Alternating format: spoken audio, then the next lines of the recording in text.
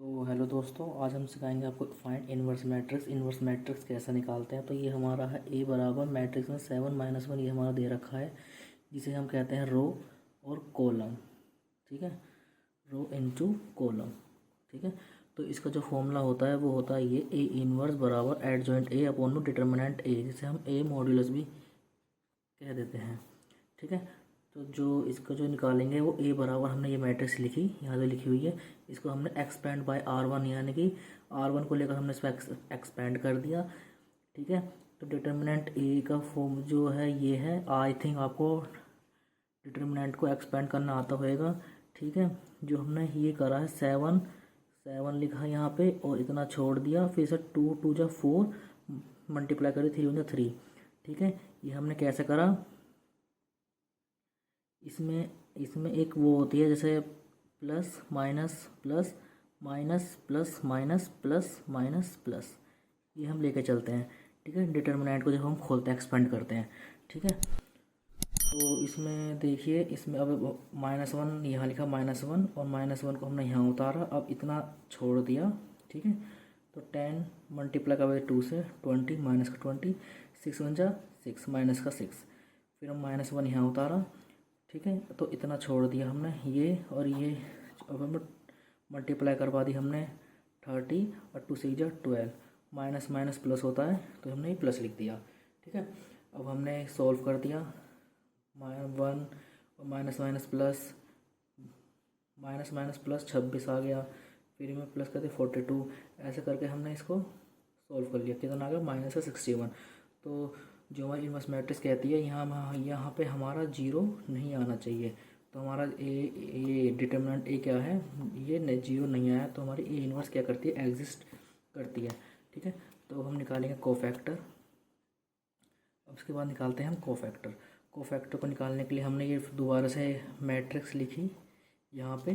ठीक है, I think आपको कोफैक्टर भी निकालने आते होंगे, नहीं आता तो सीख लीजिए। इसे हम क्या करते हैं, हम A11 A12 और A13 लिखते हैं, और इसे A21 A22 A23 A31 A32 और A33। ठीक है, इसे हम रो कॉलम कहते हैं। ठीक है, रो इनटू कॉलम। तो उसे हमने A11 यहाँ उतारा, यहाँ से लिया A11 और हमने क्या काम करा, इतना और इतना ये छोड़ दिया, तो ये हमने उतार दिया 2 1 2 1 3 -2, ये उतर गई। फिर हमने क्या काम करा, 2 2 जा 4 और 3 1 जा 3, माइनस रहा, फिर क्या आ गया, 1 आ गया। ठीक है, ऐसे ही हम करेंगे A12 में, A13 में और A21 में, A22 में और A23 में।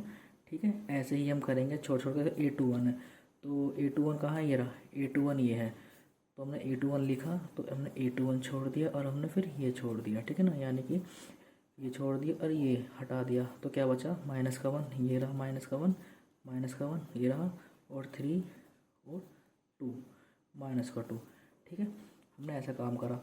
फिर हमने इसे ही A22 में करा, यही हमने A23 में करा। ठीक है, यही हमने A31 में करा, यही हमने A32 में और A33 में भी हमने यही काम करा। सो बेसिकली इसके बाद हमने एक कोफैक्टर हमारा निकल जाएगा,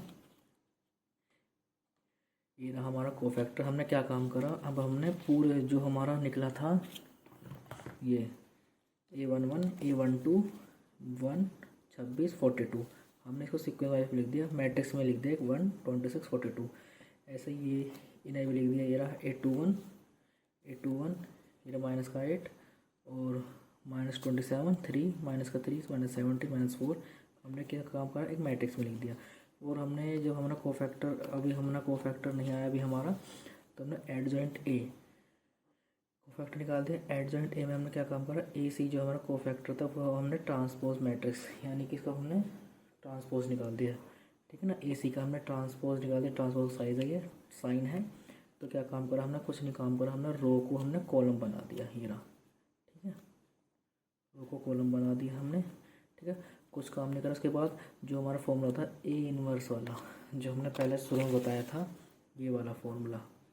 ठीक है ना, ए इनवर्स बराबर एडजॉइंट ए अपॉन में modulus of A.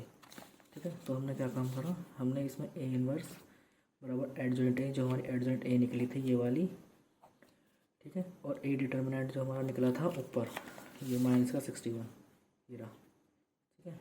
A determinant जो हमारा निकला था माइनस का 61, वो हमने इसमें रख दिया यहाँ पर, ठीक है। -1 अपॉन में लगाएंगे 161, और हमने एडजॉइंट ए जो हमारी निकली थी वो एज इट इज़ ये लिख दी। तो ये हमारा क्या आ गया, ये हमारा आंसर आ गया, ठीक है। सो थैंक्स गाइस, शेयर करें, सब्सक्राइब करें और हमारे चैनल को लाइक करें। Okay, bye bye, thank you.